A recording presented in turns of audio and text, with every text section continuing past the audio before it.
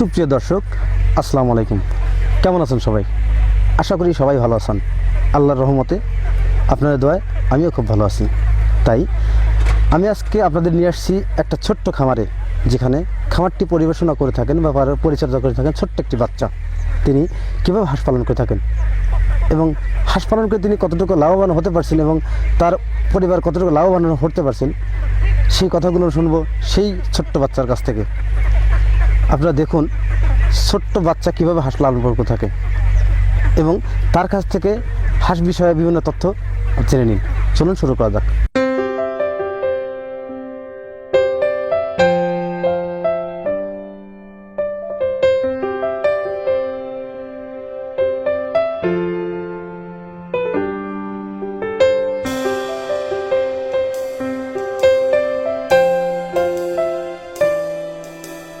প্রিয় দর্শক, আমার সামনে যে ছোট্ট ছেলেটি দাঁড়িয়ে আছেন এবং খোলা বিলের মাঝে যে পুকুরটা দেখছেন, এই পুকুরে হাঁসগুলো রাখা আছে।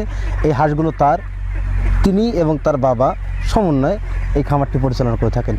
এখানে কী জাতের হাঁস আছে এবং তিনি কীভাবে এই হাঁসের বাচ্চাগুলো পালন করতেছেন এবং কোন উদ্দেশ্যে হাঁসের বাচ্চাগুলো পালন করা হচ্ছে সেই কথাগুলো আলাপ করবো। এবং হাঁসের বাচ্চা পালন করতে কি কি পদক্ষেপ গ্রহণ করতে হয় সেই কথাগুলো শুনবো সেই ছোট্ট বাচ্চার কাছ থেকে। তো তার বাবা এখানে নেই, তো যে ছেলেটি এখানে সারাদিন দেখাশোনা করে আমি তার সাথেই কথা বলবো। ভালো আছো? তোমার নাম কি? মোহাম্মদ আলিফ হোসেন। মোহাম্মদ আলিফ হোসেন। তোমাদের গ্রামের বাড়ি কোথায়? বিষ্ণুপুর। বিষ্ণুপুর। এখানে কোথায় দাঁড়িয়ে আছে আমরা? রাকমারি আর কি। এই যে পিছনে যে খামারটি কার? আমার। তোমার? আচ্ছা, এই খামারটি কে কে দেখাশোনা করে? আমি আর আমার বাবা। তোমার বাবা আর কি। তোমার বাবা কই? আমার বাবা বাজারে আছে। আচ্ছা, তুমি হাঁস বিষয়ে বিভিন্ন তথ্য বলতে পারবা? জি বলতে পারবা। দেখ, তোমার এখানে কতগুলো হাঁস আছে?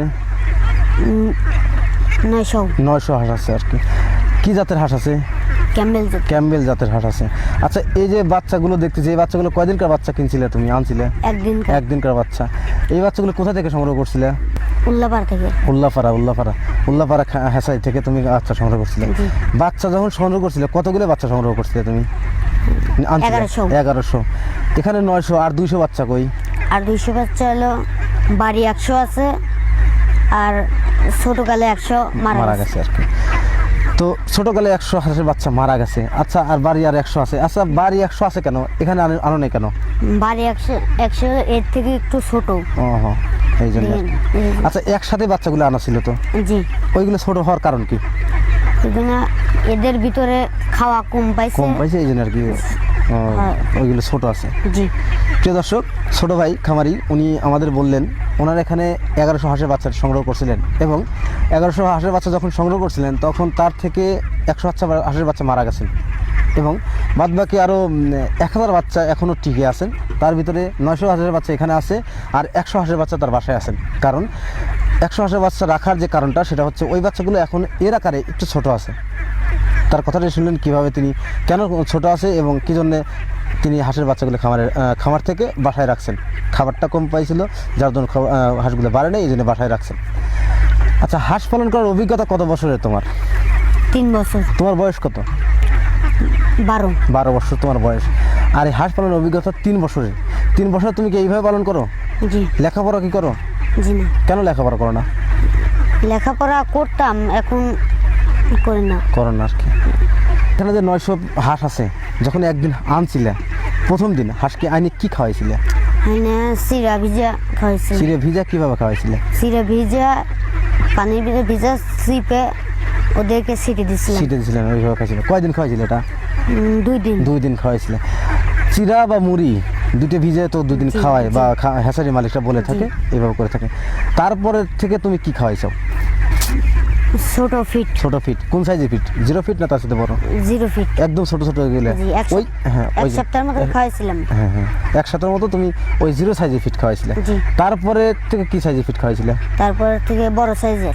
এই ফিটগুলো তুমি কয় মাস পর্যন্ত চলছে? 20 দিন। 20 দিন আর কি এই ফিট চালাইছিলে? ছোট দিয়ে এবং বড় দিয়ে। তারপরে হাঁসের কি খাওয়াইছো? তারপরে হাঁসের গম খাওয়াইছি। গম খাওয়াচ্ছে 20 দিন পর থেকে গম খাওয়াচ্ছে। এতে কি সমস্যা হয়নি? জি না। না, সমস্যা হয়নি। তোমরা কি এইভাবেই হাঁস পালন করে থাকো? জি হাঁস পালন করে কি লাভবান হওয়া যায়? জি। আচ্ছা, এখানে যে তোমার 900 হাঁস আছে বা 1000 হাঁস আছে, টোটাল মিলে যদি হাঁসে ডিম দেয়, কতটি ডিম দেবে তোমার? তাও 800। 800 ডিম দেবে আর কি। জি। তোমার অভিজ্ঞতা দিয়ে বল 800 ডিম দেবে। জি প্রিয় দর্শক, এইখানে যে 800, 900 এবং বরাবর বাড়িতে 100, টোটাল মিলে 1000 পিস হাঁস আছে। 1000 হাঁসে ম্যাক্সিমাম 800 পিস ডিম দেবে, তাও 80% ডিম দেবে এই খামারে। আচ্ছা, হাঁস পালন করে লাভবান হওয়া যায়। এখানে যে 900 হাঁস আছে, জি। তুমি হাঁসের অন্য খামার বাদ দিয়ে কেন হাঁসের খামারে আসলে? হাঁসের খামারে লাখপতি হওয়া যায়। মানে অল্পতে লাভবান হওয়া যায় আর কি। জি। যাই হোক, এই হাঁসগুলা এইখানে যে রাখছে, এইখানে হাঁস কি খাচ্ছে? এখানে কিছু খাচ্ছে না। আচ্ছা, এখানে আবদ্ধ অবস্থায় রাখো না বিলে খাওয়াও তুমি হাঁস? বিলে খাওয়াই। বিলে কোন জায়গায় খাওয়া তুমি? এই মানে ধানের চক আছে, চকের ভিতর পোকামাকড় হয়। পোকামাকড় খায় মানে ইরি ধানের চক আছে, জি ওর ভিতরে ছাই দাও। জি। তাহলে ওইখান থেকে শামুক এবং পোকামাকড় ইত্যাদি খায় আর কি। এটা নিয়ে হাঁস মোটামুটি যথেষ্ট হয় আর কি। তাছাড়া এখন এই 900 হাঁসে বা 1000 হাঁসে প্রতিদিন কি পরিমাণ খাবার লাগতেছে তোমার? তাও বেশি পরিমাণ লাগতেছে না, সারা দিন পোকামাকড় খাই, শেষে বড় এক মনের মতো লাগে। এখন মধ্যে লাগে আর কি। এখন কি খাও এখন হাঁসের? গম খাও আর কি। জি গম সারাদিন 1 মণ খাও আর পাশাপাশি বিলে খায় আর কি। বিলে জি, যে জি, জি। স্ক্রিম আছে, ইঁধান লাগানো আছে, এর ভিতরে হাঁস ছাড়ি দাও। জি। আচ্ছা, হাঁস এখন ছাড়ো নাই কেন?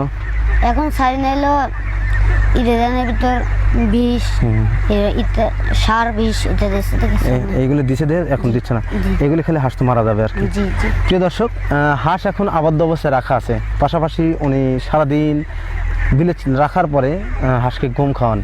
গম 1 মণ খানেক গম লাগে প্রতিদিন। এবং এই হাঁসগুলো যখন বিলে খাওয়ান, পাশাপাশি পোকামাকড়, শামুক ইত্যাদি খেয়ে থাকে।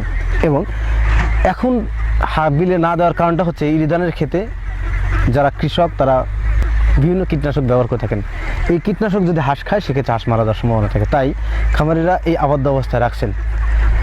হাঁস পালন করার অভিজ্ঞতা 3 বছরের। জি। হাঁসের তো ভ্যাকসিন করতে হয়। জি। তোমরা কি এই হাঁসের এখন টোটালে বয়স কত? 1 মাস 20 1 মাস 20 দিন। প্রথম যে ভ্যাকসিনটা করছো? জি করছি। কি ভ্যাকসিন করছো? ডাক পেলে। ডাক পেলে ভ্যাকসিনটা করছো আর কি। পরবর্তীতে আবার ভ্যাকসিন তো করা লাগবে। জি। আচ্ছা, এই ভ্যাকসিনগুলো করে কি? আমার বাবা। তোমার বাবাই এগুলো করে? জি। উনি কি করেন না ডাক্তার দিয়ে করেন? উনি করে। উনি নিজেই করেন? জি। ওনার তো অভিজ্ঞতা আছে। জি প্রিয় দর্শক, ছোট্ট মানুষ, তার কাছ থেকে অনেক তথ্যই নিলাম। তারপরেও বিস্তারিত তথ্য সে ছেলেটা আমাদের দিতে পারলো না, কারণ তার বাবা এখন নাই, এখানে নাই। তার বাবা যদি থাকতেন তাহলেই সে বিস্তারিত তথ্যটা আমি দিতে পারতাম। তো সব মিলিয়ে হাঁস পালন করে লাভবান হওয়া যায়, এই কথাই বুঝলাম এই খামারের মুখ থেকে। ছোট্ট একটা বালক, তিনি হাঁস পালন করে থাকে। ওনার হাঁস পালনের সিস্টেম খুবই ভালো।